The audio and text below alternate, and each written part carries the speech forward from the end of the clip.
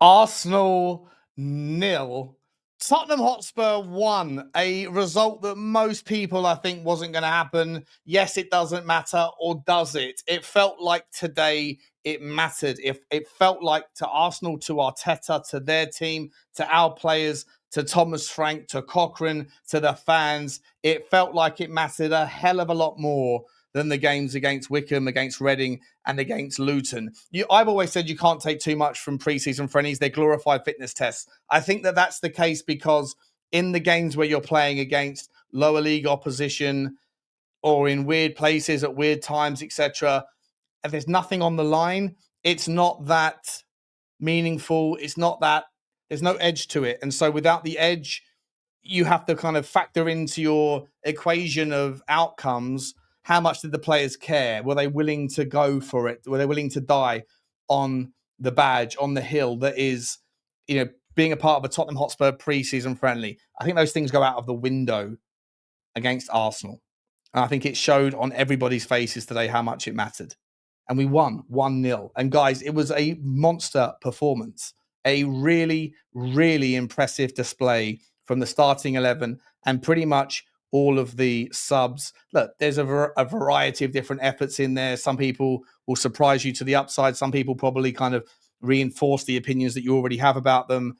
But generally speaking, to beat a team that has done so much in the window, our arch rivals that have finished second and been in 3 or 4 title races, give or take, on the bounce. And then this season they've gone again. They went again and they got their number 9, who, didn't see him for most of the game.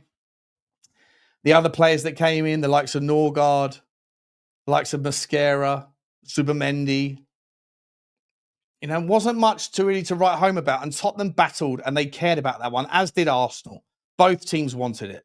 Arteta getting stuck in on the sidelines, couldn't stay in his technical area, doing what he was doing this. It mattered to him. It mattered to us. It mattered to everybody in both fan bases. I've already seen Arsenal AFTV in meltdown. I've seen what it mattered to the people in the live stream I've just did. This is more important than anything else that has been going on in the preseason in terms of the matches by a factor of 100. And it might just make you feel a little bit less angry, a little bit more reassured that what we do have is a team that, when motivated and organized and structured appropriately, is capable of doing things and taking on the best. Yes, I know that I shouldn't get too hyperactive, but you criticized me last week when I was wildly pessimistic after the Luton game. I'm going to keep the same energy. I'm going to run into this one with my fists clenched because I'm celebrating getting one over on the Arsenal.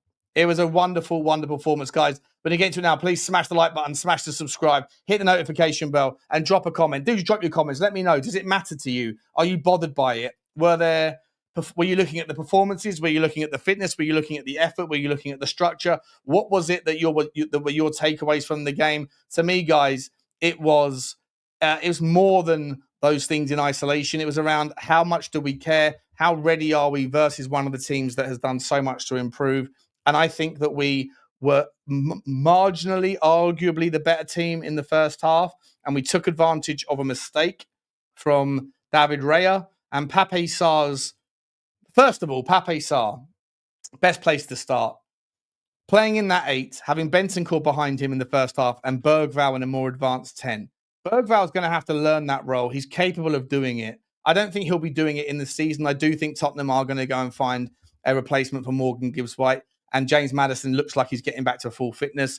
But I thought that Berghvall, when needed, when asked to step into that role, and according to reports from Ali Gold, he was training in that role all week. So that's the sort of the assumed replacement in the absence of someone else. But Maddison will get better, will get physically fit. He's clearly still ring rusty and stuff. Decky's not going to be back until spring. So if it's going to be Berghvall or Maddison, on today's performance, I think that he needs to learn a little bit more around how to time his runs when he's coming from behind the back line and trying to redraw into the play. But ultimately, I think he actually had a really good effort. Pape Sarr, though, I've always said this about him. He has unique specificity. He has a skill set that nobody else has in our team, in our squad, and very few people have around the country in the Premier League. His ability to cover blades is mean. Everyone knows that. He's got that kind of languid running style, but his legs, the length of his legs, and just the ability to move them fast enough means he can cover ground that catches people unaware. It's not like he's a speedster, but he covers ground in short moments very, very quickly. And he always has this ability to intercept following an anticipation of a mistake. He can read the game really, really well. And it was magnified and amplified in that moment today when they tried to come out, play the ball out from the back, and Raya was about 15, what was he doing? 15 yards outside of his own box. And Pape Sarr reads the game, followed by an anticipation, followed by an interception. And then on top of that, you have the confidence in the young guy to have a crack from deep. And he got it over, he lobbed the keeper, and it was a wonderful thing to see. Arsenal fans screaming that it was a free kick or a foul. No such foul occurred. It was madness. But it was incredible to see Pape Sarr move on from 2 goals against Wickham, which most people will say was Wickham, who cares, to do it against Arsenal in front of a chock-a-block stadium. The atmosphere was wild, but it felt like a home away from home, if you like, for Arsenal. 80% of that stadium was full of Arsenal fans, 20% rather, for Tottenham fans. They all had their flags. It felt a little bit like end of the season stuff. Great to see. We were outnumbered in noise, and outnumbered in the support, but on the pitch is where it mattered, and we got the job done. And Pape Sarr showed why he is unique and shouldn't be sold. Of the 3 midfielders, I have said in the past, I don't really care if any of them are sold, in as much as, like, if I don't think that our midfield is strong enough. Berghvall I want to see more of. Of the rest of them, Bissouma, Bentancur, and Sarr, I was like, I don't really mind if that's the way. If Bissouma's digging his heels in and we need to have space by bringing in someone else, someone has to go. I'm not entirely against losing any of them, but for what it's worth, I absolutely back that up by saying Pape Sarr is the most unique, the most specific in his skill set, and he's the one that I would sell the least of the 3, because I think he has something about him. And today it showed. Now, normally in the Premier League, he has that kind of, he's got a propensity to shoot. He's got a willingness to be brave and to have a crack from distance, but more often than not, it doesn't get anywhere near the goal. It's in the back, up near me in row 44 in the South Stand. Today, it was brave of him to do what he did, audacious, and it was absolutely sensational. Loved to see it.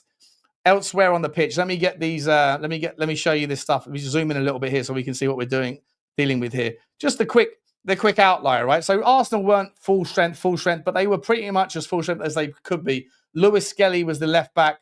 He had a tough time against Mohamed Kudus in the first half. He had a tough time against Pedro Porro.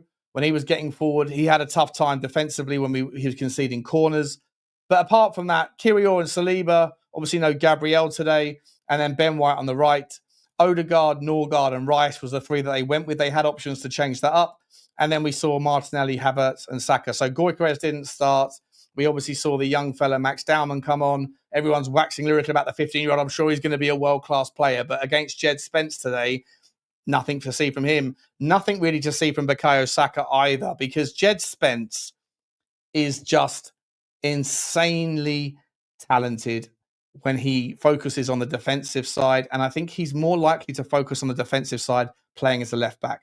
His work, I know he thinks of himself as a right back, and I'm sure he can play very well there. But when he's on the right back, he's more comfortable. And I think sometimes then that comfort can lead to a little bit less focus and concentration. When he's playing as a left back, the guy is dialed in. He's dialed in. He's so good. I remember him pocketing Salah season before last, I think it was, or last season. He's pocketed Saka before. Exactly the same thing today against everything that was thrown up against him. For me, Jed Spence was insane. Alongside him, Micky van der Ven. Outside chance of a header in the second half, I think it was. Mathys Tel did a little bit when he came off the bench and was sort of doing some tricky work when he replaced, I think it was Odegaard. He replaced Richalison, but he ended up sort of being on the left-hand side initially. Finally did something really clever with his footwork, got to the byline, whipped the ball in. Micky van der Ven, the only mistake, I think it wasn't a free header, but it was up against Lewis Skelly. He probably could have got that on target and we go 2-0 up. Anyway, Micky van der Ven, spectacular as well. Overhead sort of acrobatics to get the ball out at times. Romero was a monster today.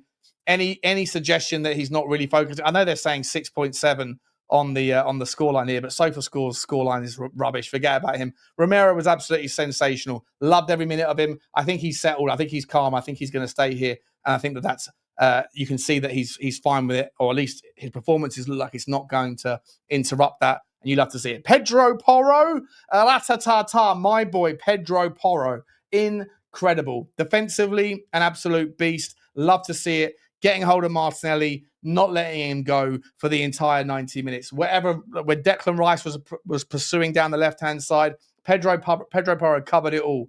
Good with his corners from our what you want to say, our right-hand side if you're looking at the goal.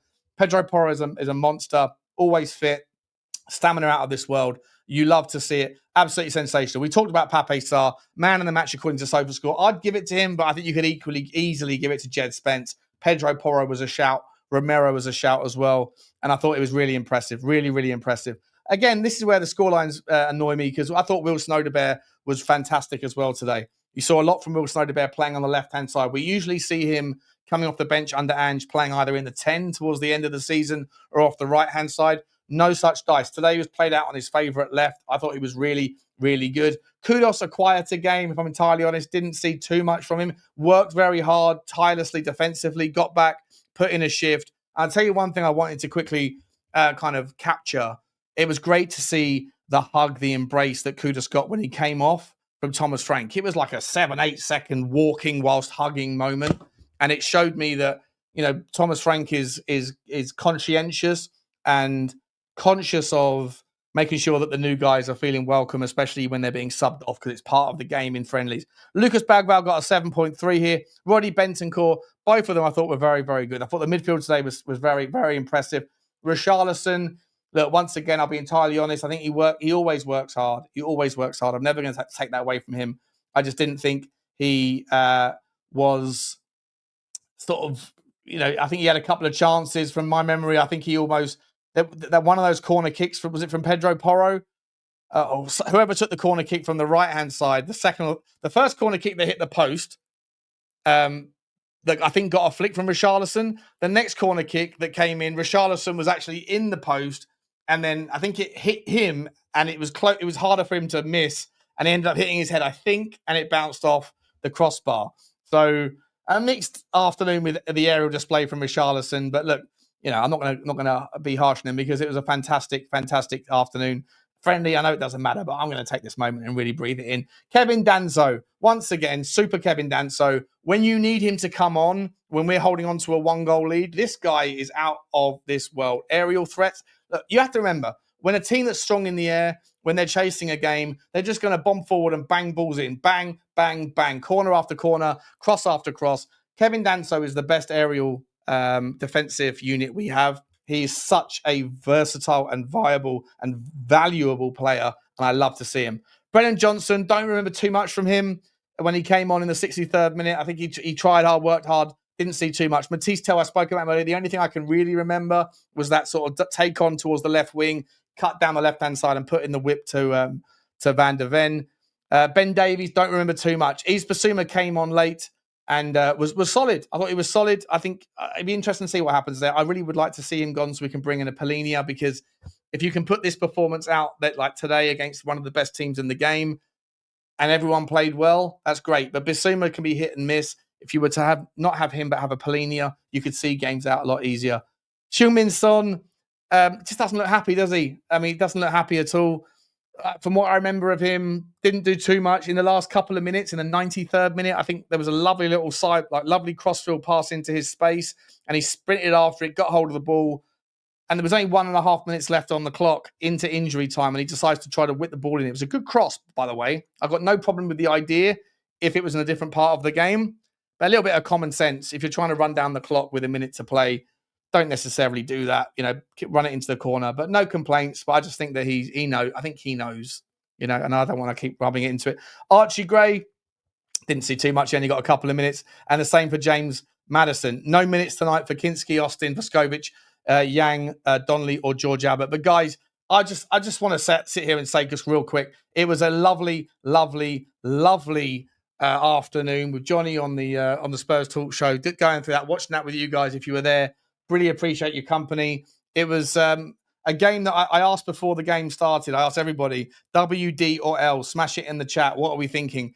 And there was only 1 or 2 people out of about, 100 people that responded that said that we were going to win. Everyone thought we were going to lose and lose heavily. We didn't. And if I'm entirely honest, I don't think we were that threatened by them at all. They had the moments in the second half. We tucked in and got tight and all that stuff, but as you would expect. But I think that Arteta's probably and Arsenal fans tonight are going to be more worried, and they should be more worried than we are happy. We should rightly be happy with the effort, the performance, because when it matters in games like this in a preseason, and I think this is where the value of competitive preseason sort of shows, because you can see how much it meant more. It almost felt like a cup game or a league game today, and therefore you can take more from it than you could from Luton, Wickham, or Reading. Very impressed defensively from everybody. They got really stuck in. I don't remember Vicario having to do very much at all, which is great. I think one diving save that I think was going wide anyway. Other than that, it was pot shots. And we made the best team, one of the best teams in the league, arguably second favourites, maybe even favourites to win the league this year. We made them look average. We weren't spectacular, but we were organised, disciplined, structured, and positive. We got forward when we wanted to. We were disciplined at the back when we needed to be. And we have some really interesting performances from players that were playing out of position that I think were doing nice things. And I think there's nothing but positives to take today. So, guys, super excited about that. Now we can move on to Newcastle with a bit of momentum, see what happens there. Give Sonny hopefully his swan song in front of his own team, his own crowd in career. Give him the captain's armband. Let that be his testimonial. Then go and get yourself a monster winger if you can. Although for what it's worth, Odegaard looked really, really good out the left today, but time will tell. It's too early on him. Go and get yourself a 6. Go and get a striker. Replace Sonny, Bissouma, and Richalison with a Palhinha, a insert Garnacho, Lookman, whatever there. We've spoken about that ad nauseum. And then go and get me a striker like a Micky Tadzi. The only thing then to do is a left-sided centre-back. Not that far away, guys. We're not that far away. Today was meaningful. As much as it's meaningless, it's still meaningful.